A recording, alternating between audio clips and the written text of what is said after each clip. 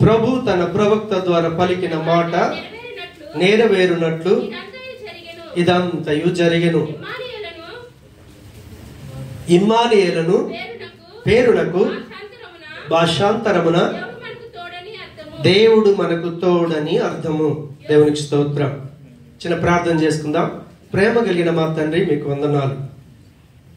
మేము నీ పిల్లలమని, నీ బిడ్డలమని, క్రైస్తవులమని చెప్పుకుంటున్నాం.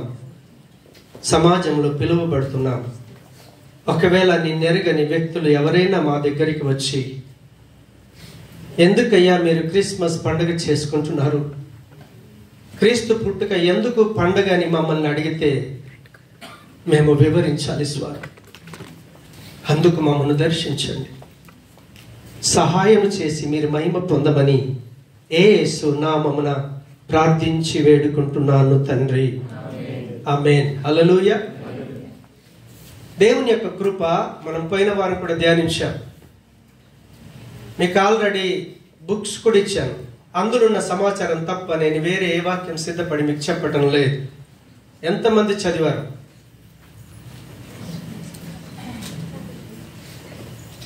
చదవని వాళ్ళని బట్టి నేనే సిగ్గుపడుతున్నాను.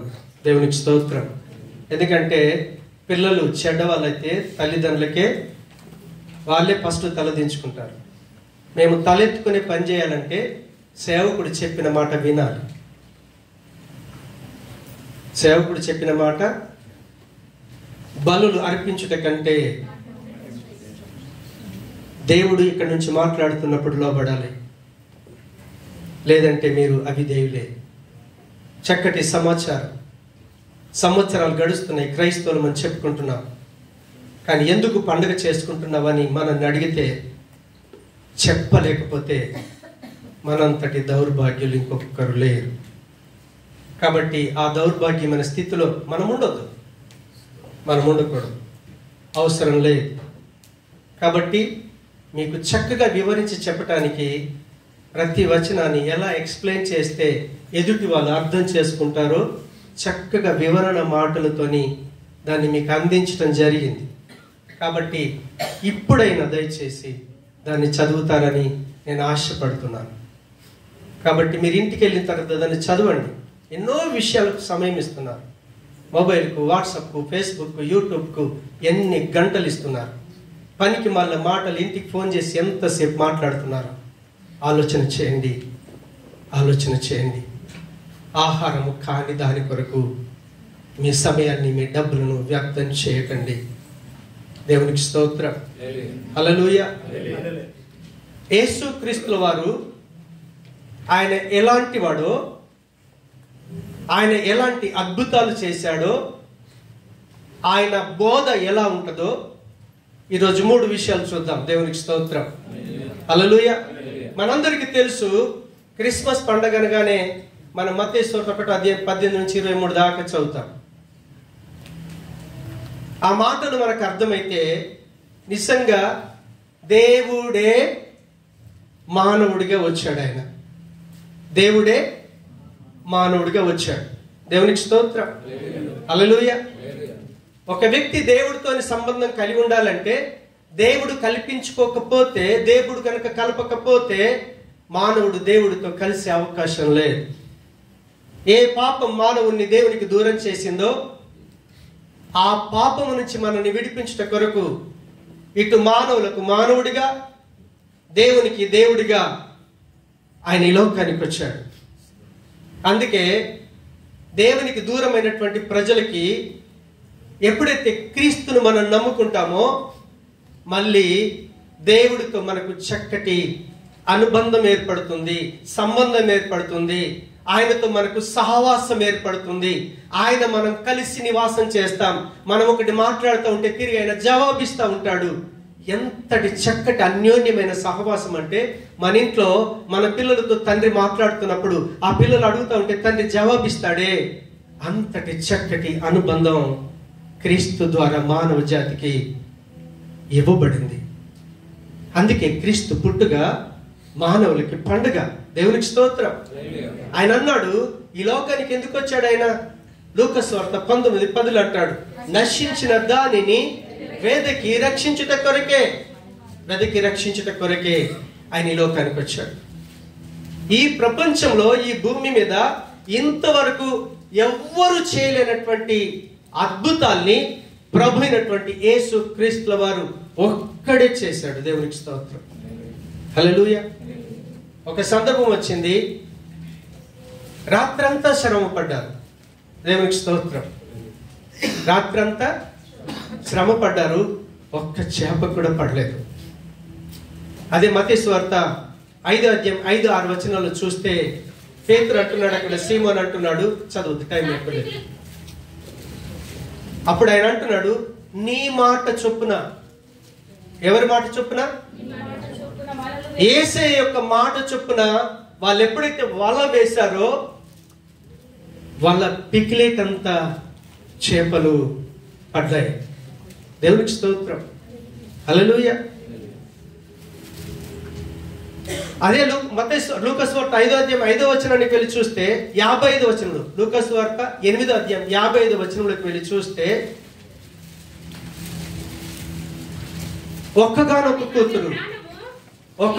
కూతురు కానీ చనిపోయి విలవిలలాడుతూ ఉంటే యేసు ప్రభుల వారు వెళ్ళి ఆ యొక్క వ్యక్తి యొక్క కూతుర్ని బ్రతికిచ్చి మళ్ళీ వాళ్ళ చేతులకు అప్పగించాడు. దేవునికి స్తోత్రం. హల్లెలూయా.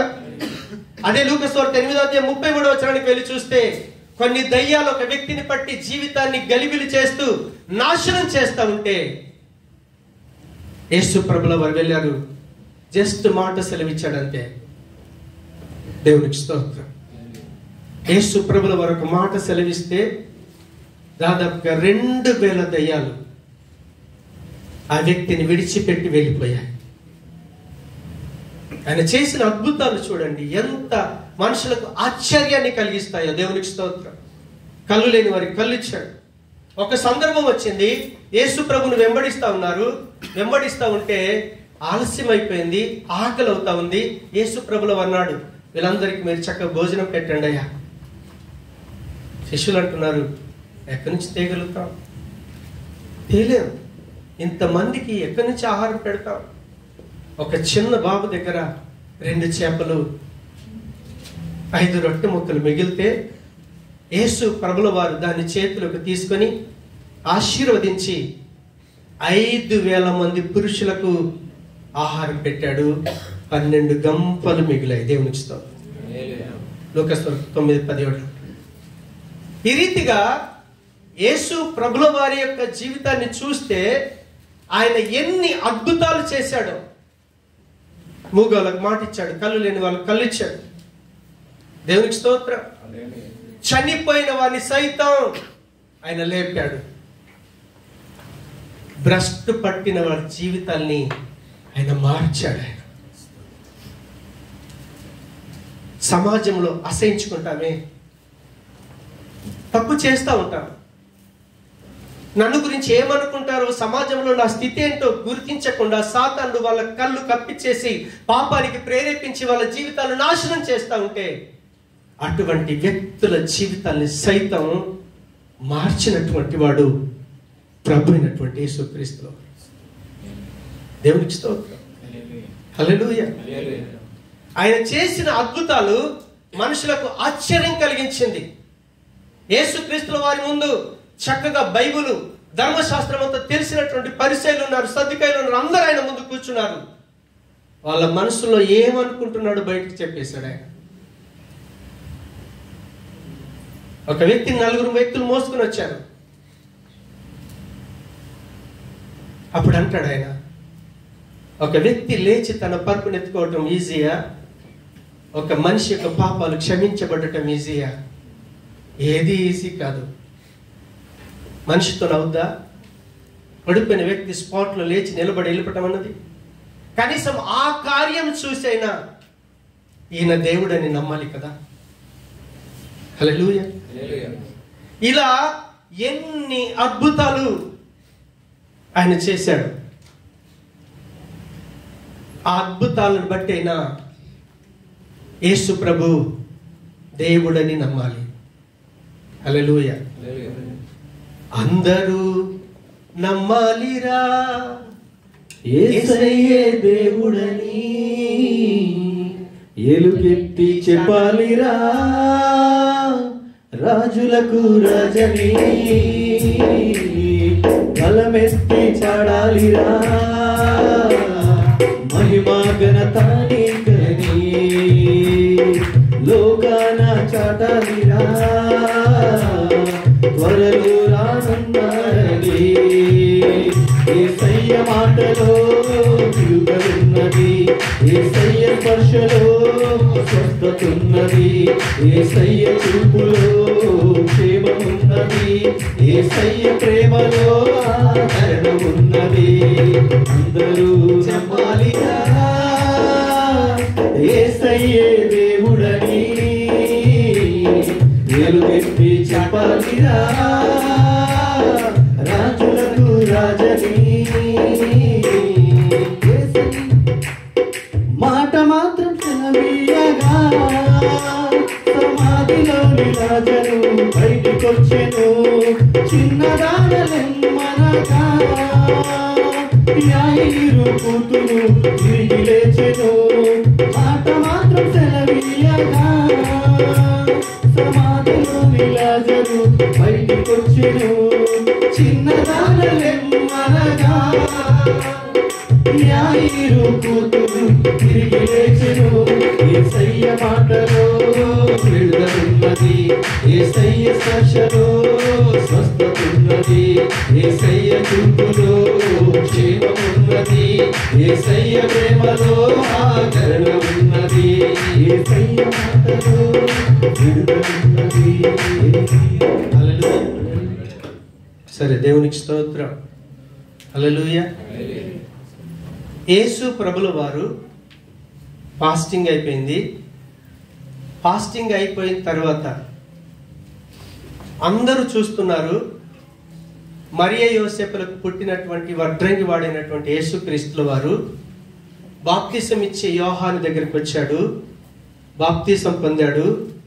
తర్వాత 40 దినాలు ఫాస్టింగ్ ముగించాడు. ముగించిన తర్వాత యేసు ప్రభుల వారు చేసిన పని ఏంటో చెప్తారా?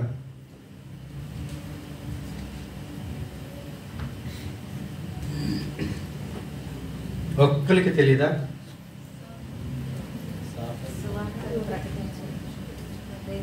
బైబిల్ చదువుతున్నారా లేదా?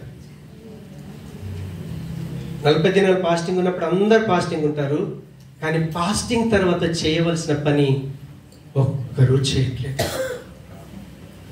ఎంత విచారకరం, ఎంత శోచనీయం. ఈరోజు ఒక్క క్రైస్తవుడైనా ఆలోచన చేస్తున్నాడు. మీరు చూడండి, మత్తయి సువార్త 4వ అధ్యాయంలోకి వెళ్ళి, అప్పటి నుండి యేసు పరలోక రాజ్యం సమీపించి ఉన్నది గనుక మారు మనసు పొందుడని చెప్పుచు ప్రకటింప మొదలు పెట్టెను. దేవునికి స్తోత్రం. ఎన్ని క్రిస్మస్లు మన లైఫ్లో వస్తే మనం ఆ పని చేద్దాం. ఈరోజు మీరు జవాబు చెప్పాలి.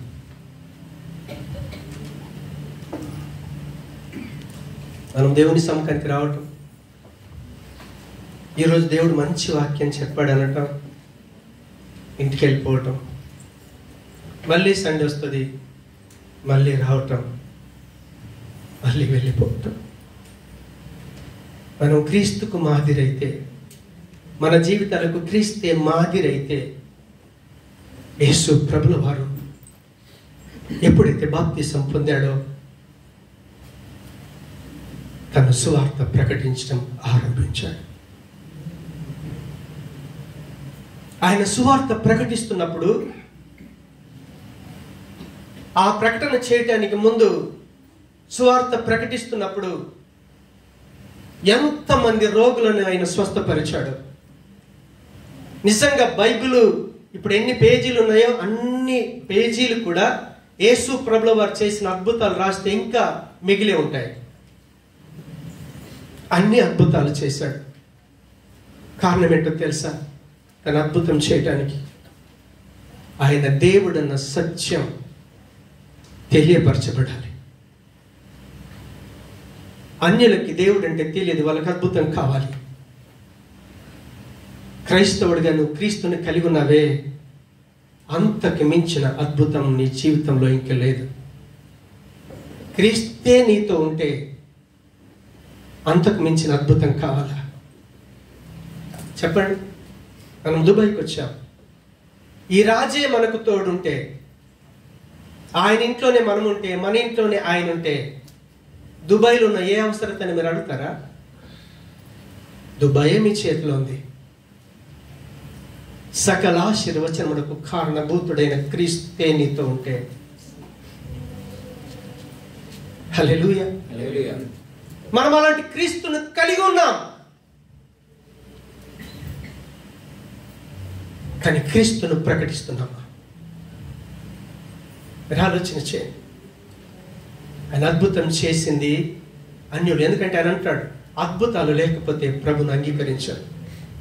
నేను కూడా ప్రభు దగ్గరికి వచ్చాను, నా జీవితంలో దేవుడు అద్భుతం చేశాడు. ఏ డాక్టర్ దగ్గర కాదు, ఏ వైద్యుడు చేయలేంది దేవుడు నా జీవితంలో చేశాడు. అప్పుడు ప్రభు దగ్గరికి వచ్చాను. ప్రభు దగ్గరికి వచ్చిన తర్వాత కొన్ని సంవత్సరాలు పట్టింది నాకు. రక్షణ అంటే ఏంటో, మారు మనసు అంటే ఏంటో, దేవునికి స్తోత్రం. ఎప్పుడైతే ఒక వ్యక్తికి పాపి నేనని అర్థమవుతుందో, క్రీస్తుని ఎప్పుడైతే మనం కోరుకుంటామో, మన పాపాన్ని కడిగి వేసి ఆయన మనతో కలిసి నివాసం చేస్తాడు. అప్పుడు నీ ద్వారా ఏ అద్భుతం చేయాలన్నా ఆయన చేయగలుగుతాడు.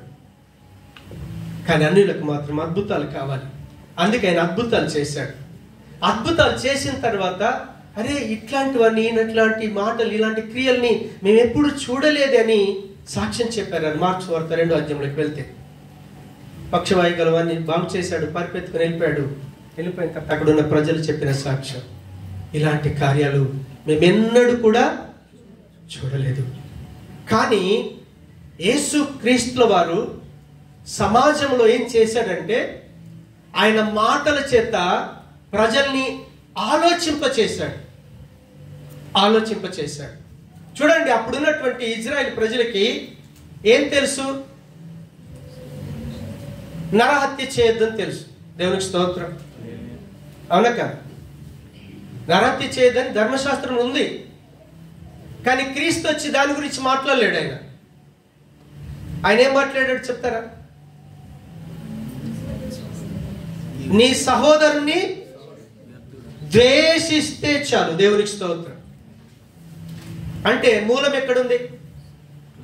ఒక వ్యక్తి మర్డర్ చేయాలంటే, హత్య చేయటానికి అసలు బేస్ ఎక్కడ ఉంది? పునాది ఎక్కడ ఉంది? ఆయన పునాదిలోకి తీసుకొని వెళ్ళాడు. ఎందుకంటే ప్రపంచానికి పునాది ఆయనే, ఆది ఆయననే, ఆది సంభూతుడు ఆయన. కాబట్టి ఒక సమస్యకు కారణం అది ఎక్కడ ఆరంభమవుతుందో, ఎక్కడ ఆరంభమై అది మనుషులకు సమస్యగా మారిందో ఆయన ఆదిలోకి తీసుకుని వెళ్ళాడు.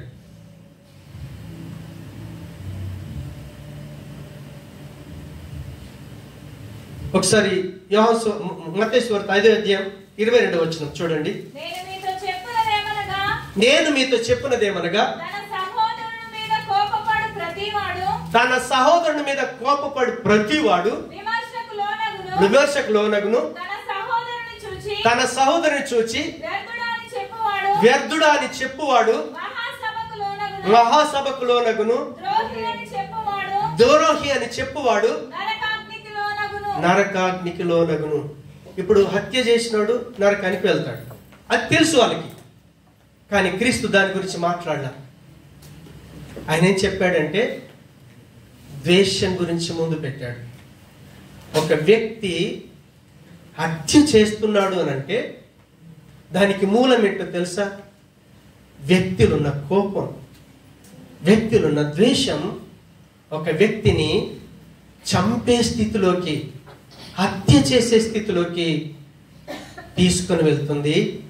కాబట్టి మెడిసిన్ ఎక్కడ కావాలి? ఈ రోజుల్లో చూడండి, చాలా మంది మర్డర్ చేసిన వాళ్ళను నరహంతలకు తీసుకుని వెళ్ళి జైళ్ళలో వేస్తున్నారు, చెరసాలలో వేస్తున్నారు. కానీ మారుతా ఉన్నారా? ఆలోచన చేయండి. యేసు ప్రభుల వారు తన మాటల చేత ఈ ప్రపంచం దేని చేతైతే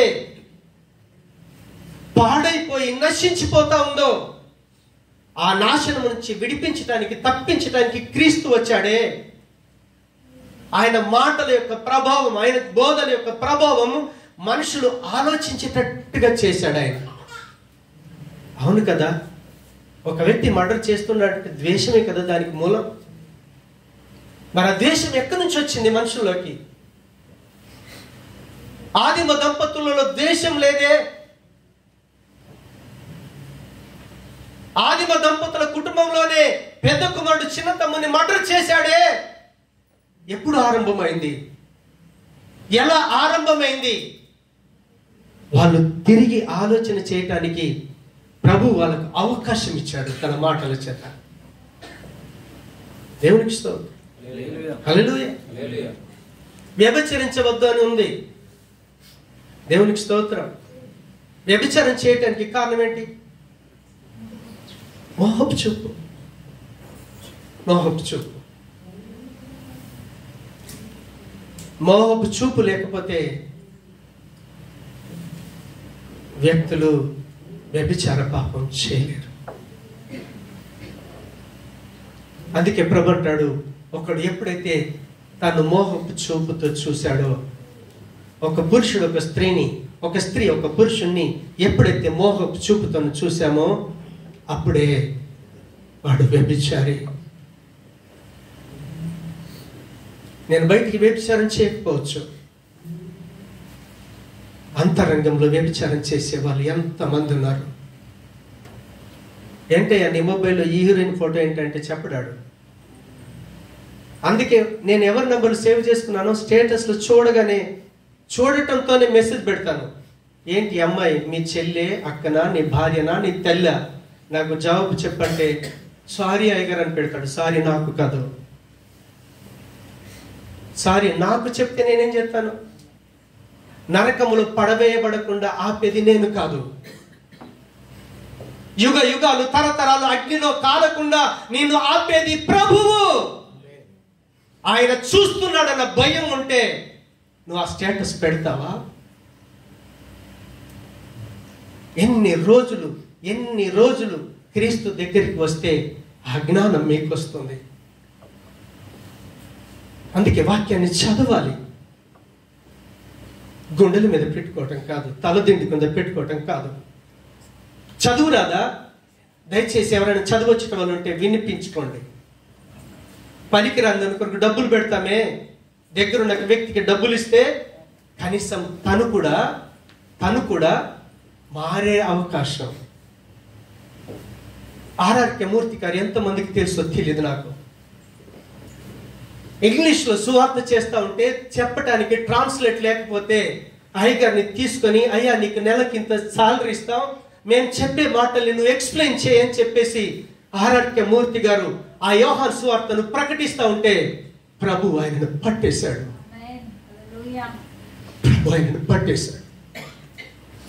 వాక్యానికి ఆ శక్తి ఉంది, ప్రభుకు ఆ శక్తి ఉంది. అందుకే క్రీస్తు ఆయన మాటల చేతనే సమాజాన్ని ప్రభావితం చేశాడు. ఆయన క్రియలు చూసి కూడా మనుషులు ఆయన దేవుడని నమ్మలేదు. కనీసం మాటల చేతనైనా వాళ్ళు ఆలోచన చేస్తారేమో. ఆయనకున్న ఒకే ఒక కోరిక. అందుకే క్రీస్తు వారి బోధ మనుషుల జీవితాల్ని మారుస్తుంది, అన్యాయస్తులను న్యాయస్తులుగా మారుస్తుంది. వ్యక్తి చెట్టెక్కి కూర్చున్నాడు, ప్రభు అన్నాడు త్వరగా రావయ్యా. యేసు ప్రభుల వారు ఎలా జక్కయ్య కళ్ళలోకి చూశాడో ఆయన లైఫ్ మారిపోయింది. అన్యాయం చేసేవాడు న్యాయంలోకి వచ్చేసాడు. వ్యభిచారం చేస్తున్న సమరయ స్త్రీ పరిశుద్ధురాలుగా బైబిల్లో రాయబడింది. ఆయన మాట, ఆయన చూపు, ఆయన తాకితే చాలు వ్యక్తి పరిశుద్ధతలోకి వస్తాడు. మనిషికి కావలసింది పరిశుద్ధత. దేవుడు పరిశుద్ధుడు. మనం అన్ని విషయాల్లో పరిపూర్ణులను కావాలంటే పరిశుద్ధత లేకపోతే పరిపూర్ణులను కాలేం. యేసు ప్రభుల వారి బోధ ఆ రీతిగా మనుషుల జీవితాల్ని కదిలించేసింది. మనుషుల జీవితాల్ని పాపములో నుంచి పరిశుద్ధతలోకి తీసుకొని వచ్చింది ఆయన బోధ. అనీతిమంతులను నీతిమంతులుగా చేసింది. అన్యాయస్తులను న్యాయస్తులుగా చేశాడు. చెడ్డ వాళ్ళను మంచి వాళ్ళుగా మార్చాడు. అందుకే క్రీస్తు రాక ప్రపంచానికి పండుగ. స్టువర్ట్పురం దొంగలని పిక్చర్ చూశారు కదా చాలా మందికి. ఆ ఏరియాలో ఉన్న ప్రతి ఒక్కరు దొంగలే. ఎన్ని పోలీస్ స్టేషన్లు పెట్టినా ప్రజలు మారలేరు. అక్కడికి ఆ స్టువర్ట్ అనేట ఆయన వచ్చి సువార్త చెప్తే అక్కడున్న దొంగలందరూ మారిపోయారు. క్రీస్తు జీవితాలు మారుస్తాడే తప్ప మతాలు మార్చడు ఆయన. నీ మతంతో సంబంధం లేదు ఆయనకి. మతాలు మనుషులు పెట్టుకున్నారు. ఒక వ్యక్తి యొక్క అభిప్రాయం నుంచి వచ్చింది మతం. నీ అభిమతం నుంచి మతాలు వచ్చాయి. నీ అభిమతంతో నీ అభిమానంతో దేవుడికి సంబంధం లే. ఆయన తన పోలిక స్వారూప్యంలో మనల్ని చేసుకున్నాడు. మనకి ఆయనకి రిలేషన్ తప్ప మధ్యలో ఏ కులం మతం ఆయన ఆపలేదు. ఏ మతం ఏ కులం ఆయనని కలుసుకోవటానికి అవకాశం ఇవ్వదు. ఆయన చొరవ తీసుకోకపోతే తప్ప, ఆయన కల్పించుకోకపోతే తప్ప ఆయనని ఎరిగే అవకాశం మానవులకి లే. అందుకే దేవుడు మానవుడిగా అవతరించాల్సి వచ్చింది, దిగి రావాల్సి వచ్చింది. మానవ జాతికి పండగ. అలాంటి క్రీస్తును కలిగిన మనం ఎన్ని క్రిస్మస్లు పోస్తే క్రీస్తుని గురించి ప్రకటిస్తాం ఆలోచన చేయండి. 2024 క్రిస్మస్ అయిపోయింది, మళ్ళీ 2005 వస్తుంది. మనం ఇలాగే వెళ్దాం, కూర్చుందాం, వాక్యం విందాం, ఇంటికి వెళ్దాం, వద్దాం.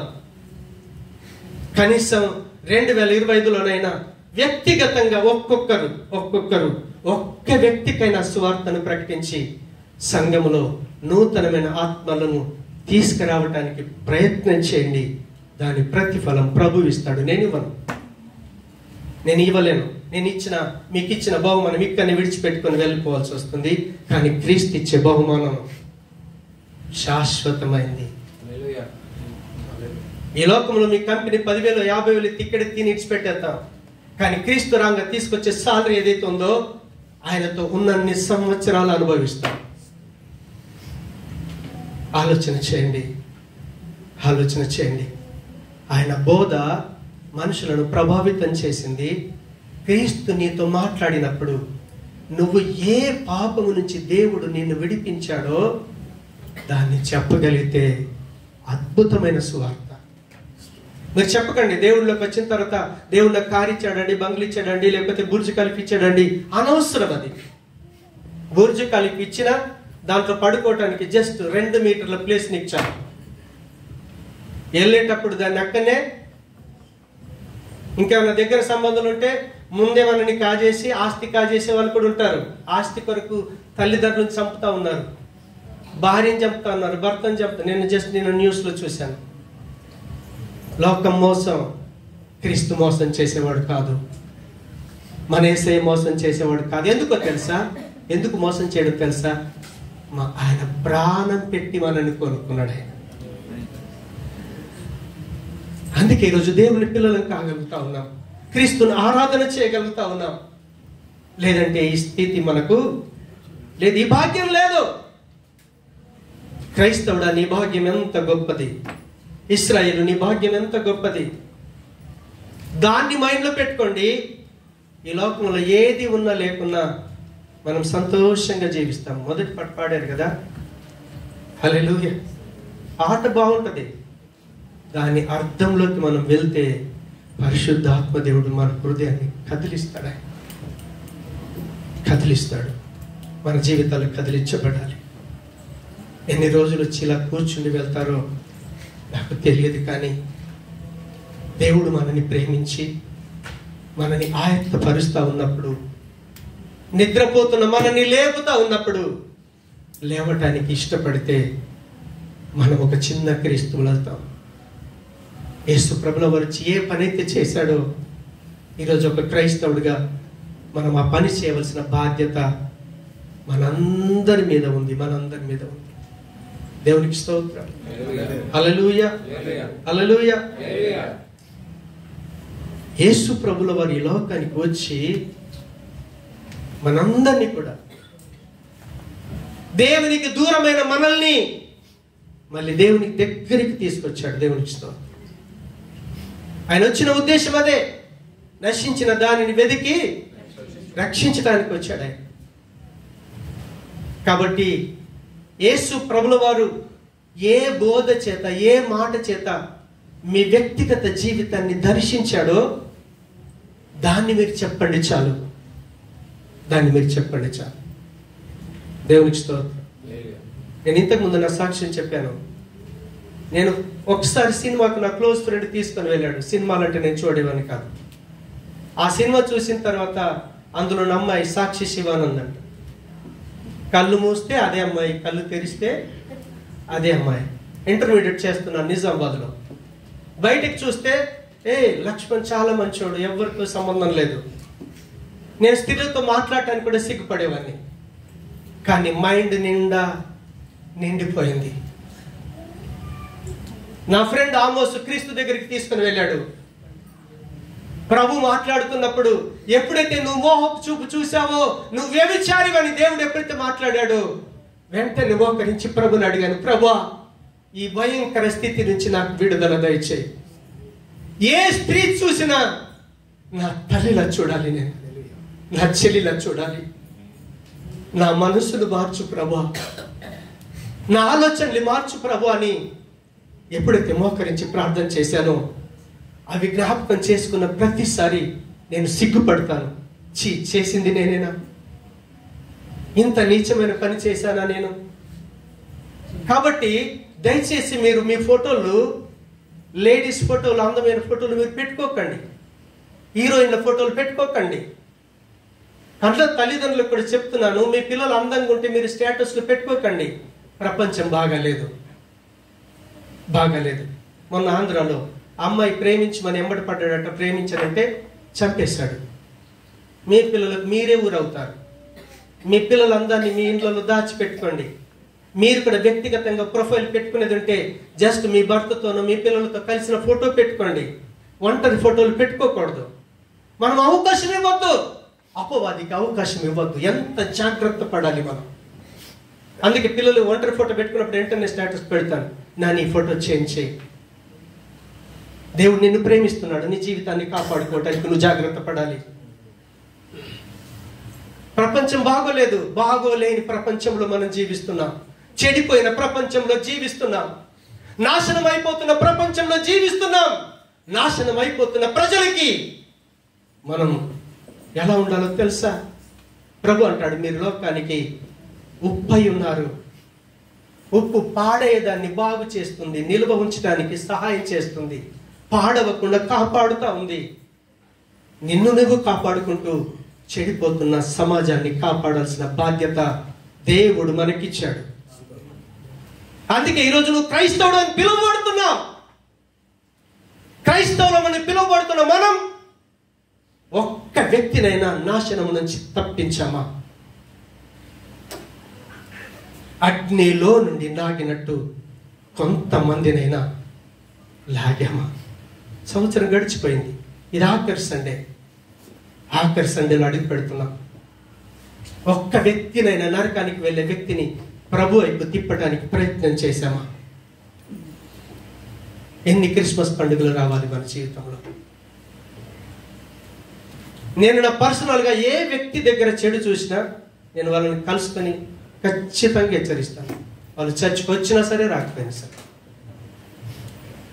కొంతమంది అంటారు, అయ్యగారు మీరు అలా అంటున్నారు, అలా రావట్లేదు. No problem. సంఘం నాది కాదు, సంఘం నా దేవుడిది. దాని కొరకు ప్రాణం పెట్టింది ఆయన, రక్తం కాచింది ఆయనే. సంఘానికి వస్తున్న మనం నాశనం నుంచి బయటకు వచ్చి నశించిపోతున్న వాళ్ళని ప్రభు దగ్గరికి నడిపించాలి. అది క్రైస్తవ జీవితం. ఆయన బోధలు మనుషులను ప్రభావితం చేశాయి. ఏ మాట నీ జీవితాన్ని ప్రభావితం చేసిందో ఆ మాటను నువ్వు చెప్పు. నువ్వు ఉన్న క్యాంపులో కావచ్చు, నువ్వు పనిచేస్తున్న లొకేషన్లో కావచ్చు, నువ్వు ఉంటున్నటువంటి వీధిలో కావచ్చు, ఎక్కడైనా సరే క్రీస్తు చేసిన పని అదే.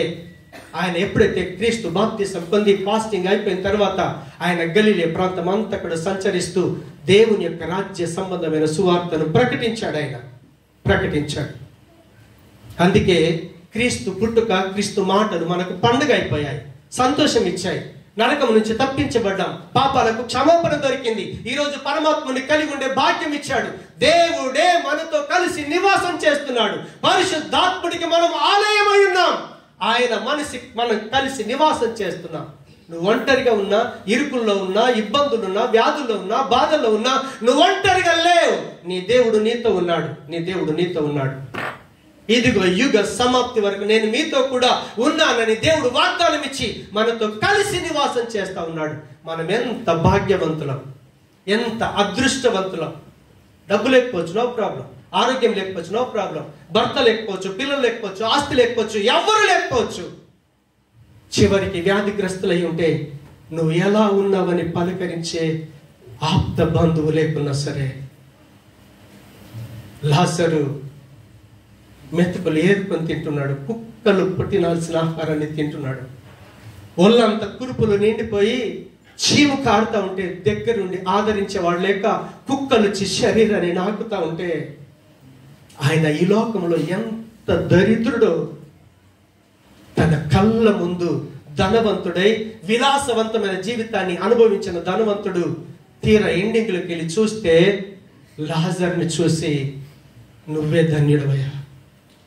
అబ్రాహాంతో అంటున్నాడు, అయ్యా ఒక్క నీటి చుక్క ఆ లాజరుతో పంపించయ్యా.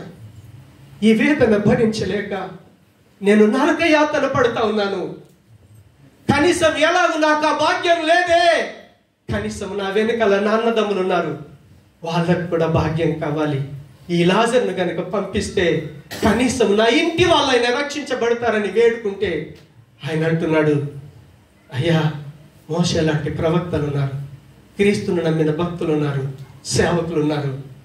వాళ్ళు చెప్పితే వాళ్ళు వినలేరనుకో, లాజర్ వెళ్ళినా కూడా వాళ్ళు వినరు. హల్లెలూయా. అంతెందుకు ఇక్కడున్న మనకే, అయ్యా నీకేం కావాలి ఇంత అడిగాను అనుకో, సార్ అప్పులు ఉన్నాయి సార్, విడుదల కావాలని అడుగుతాం, కానీ అప్పు తీర్చే క్రీస్తు కావాలని అడుగుతామా? ఆలోచన చేయండి. మనం క్రీస్తును కోరుకునాలి. క్రీస్తును కోరుకునాలంటే కోరుకున్నటువంటి ఆ వ్యక్తులకి క్రీస్తు ఎవరో తెలియచేయబడాలి. రోమ 10:13 అంటాడు, యేసుక్రీస్తు నామం పేరిట ప్రార్థన చేసే ప్రతి ఒక్కరు రక్షించబడతారట. కానీ ఆయన నామం పేరిట ప్రార్థన చేయాలంటే ఆయన గురించి ప్రకటించే వాళ్ళు కావాలంటే పంపబడాలంటే సంఘం సిద్ధపరిచి పంపించాలి. మీరు సంఘమే కదా, ఎంతమంది సంఘం అని పిలువబడుతున్నారు? మీరు సంఘస్థులు కారా? క్రీస్తు శరీరం కారా? హల్లెలూయా. ఇక్కడి నుంచే వెళ్ళాలి. ఇక్కడి నుంచి వెళ్ళిన వాళ్ళే ప్రకటించాలి. కాబట్టి మీరు బైబిల్ చదువుతున్నప్పుడు క్రీస్తును క్షుణ్ణంగా చదవండి, అర్థం చేసుకోండి. అన్నిటికి మించి మీ వ్యక్తిగత జీవితంలో మిమ్మల్ని ఎలా దర్శించాడో అదే మాటలు తీసుకుని వెళ్ళి క్రీస్తుని గురించి సువార్త ప్రకటించండి. మీరు ధన్యులు. అప్పుడు మీ మాటలు క్రీస్తు మాటలు కాబట్టి వాళ్ళ జీవితాలు ప్రభావితం చేయబడతాయి, వాళ్ళ హృదయాలు మార్చబడతాయి, క్రీస్తును అంగీకరిస్తారు, దేవుని కుటుంబంలో చేర్చబడతారు, దేవుని పిల్లలవుతారు.